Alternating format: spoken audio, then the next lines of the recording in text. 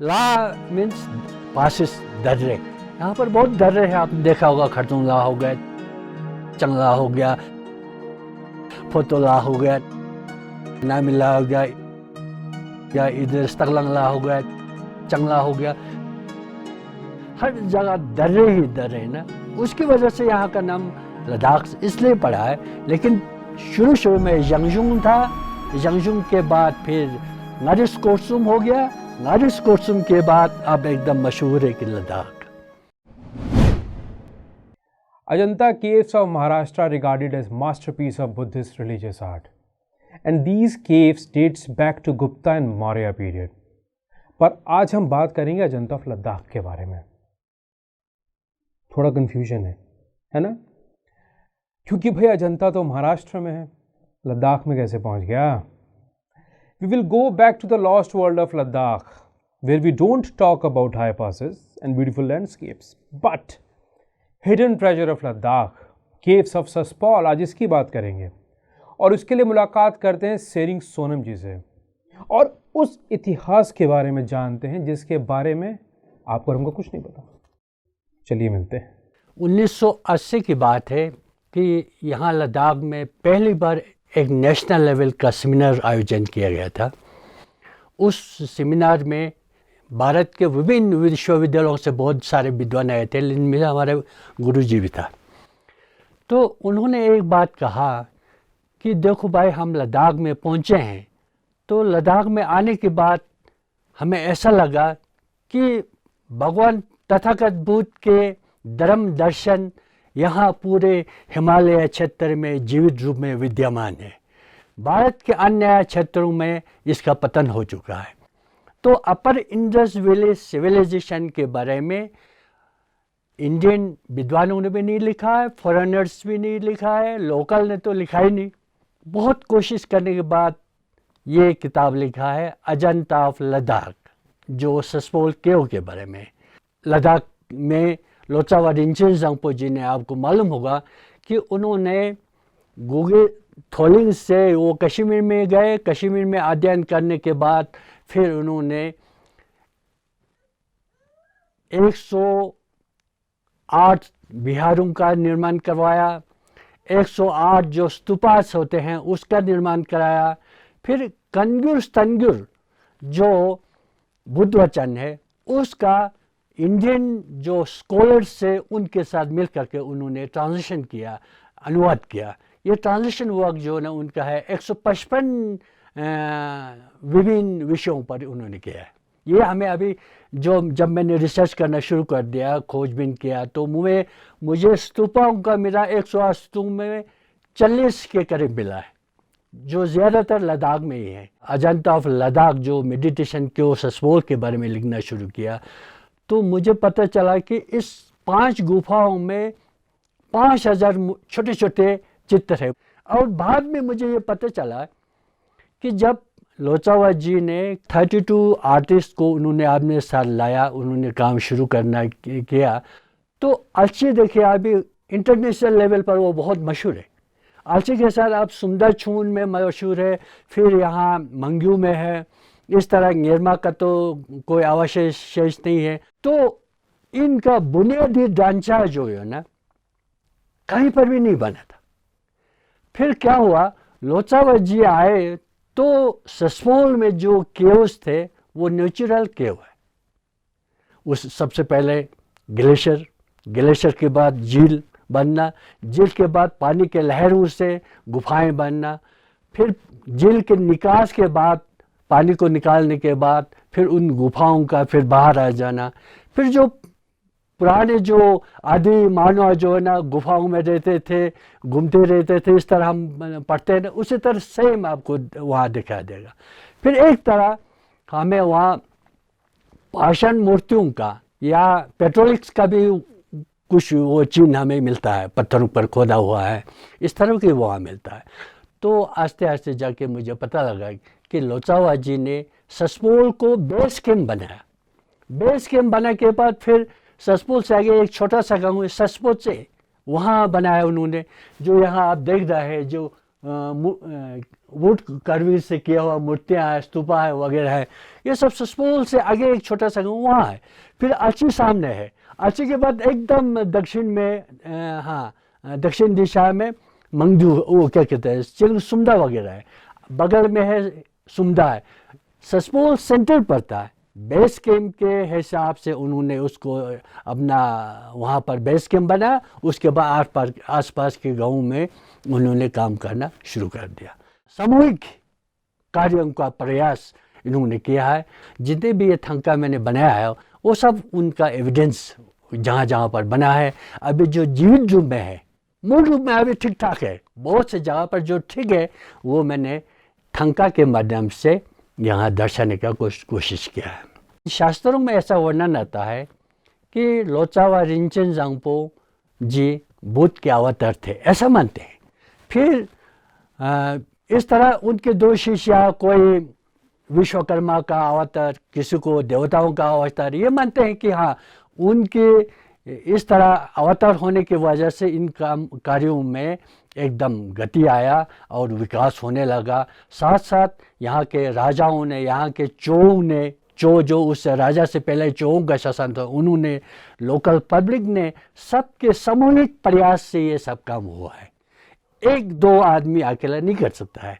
लेकिन अब उनका देखिए, अब उनका जन्म हुआ था 958 को, 1055 तक हो रहा है, मतलब 97 ईयर्स। एक लंबे श्रृंखला में उन्होंने कश्मीर में अध्ययन किया, नालंदा में अध्ययन किया, फिर वहाँ से अध्ययन करने के बाद पूरा शास्त्रों का अध्ययन, इंडियन पंडितास और लोकल जो बच्चे थे वो भी विद्वान बन गए, उन्होंने भी शास्त्र का अध्ययन किया।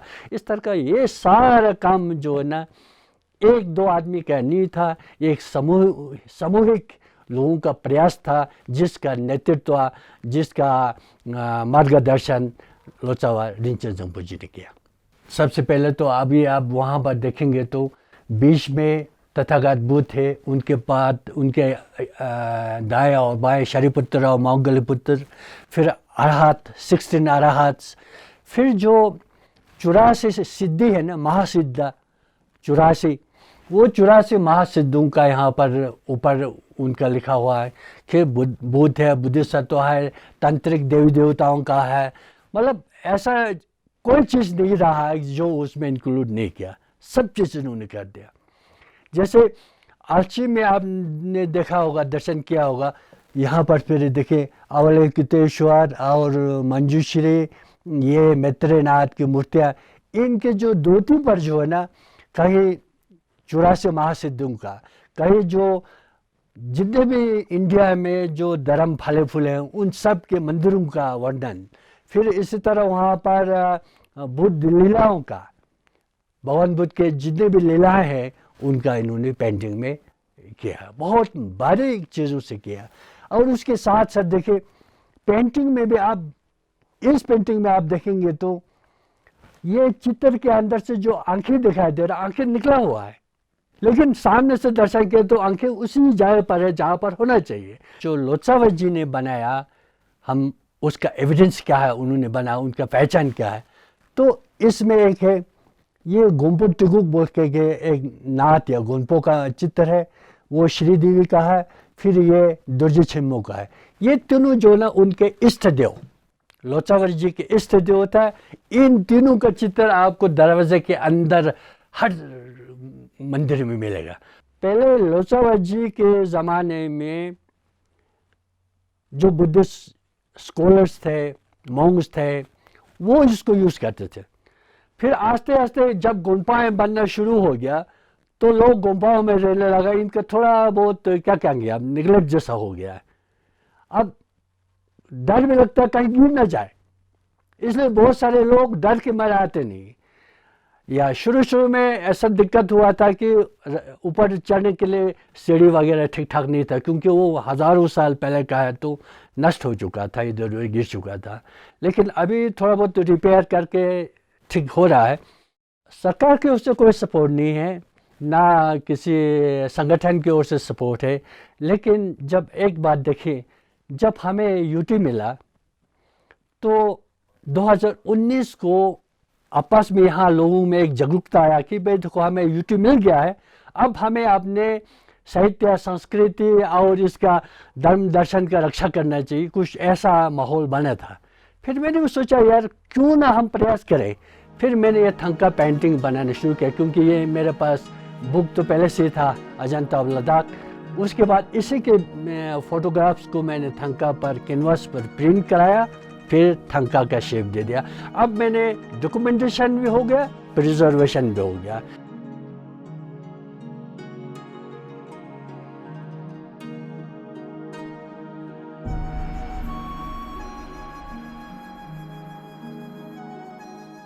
गाँव में गुफाओं का पुनरुद्धार करने का कोशिश किया, लेकिन वो इंटेक ने थोड़ा बहुत किया है, लेकिन अभी तक पूरा नहीं कर पाया।